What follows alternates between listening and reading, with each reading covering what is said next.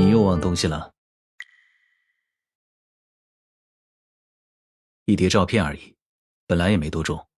这上面是你小时候。我不看怎么确定是谁的什么东西。很好认，只是拿根棒棒糖，眼睛就笑弯了，跟现在一模一样。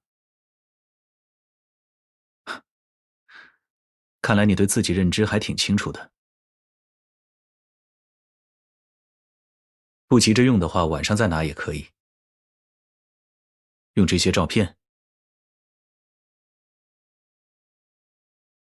也就是说，你带照片来本来就是给别人看的。那刚才被我看到的时候，你在紧张什么？哪里不一样？没关系，现在傻里傻气的样子也看过不少了。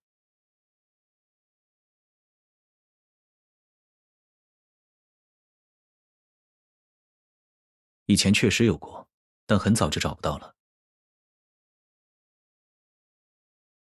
你就这么想看？又在自说自话了。我可没有答应你要讲，我只看了那一张。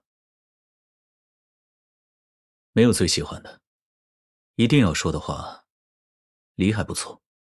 我小时候住的地方院子里养了一棵梨树，所以几乎每年的7、8月我都能吃到梨，也习惯了那个味道。说到最后，原来还是想去吃东西。我可不记得自己什么时候说了冰糖雪梨这么具体的名字。不过你要实在想吃，也不是不行。再过一段时间是梨最好吃的时节，到时候再一起做吧。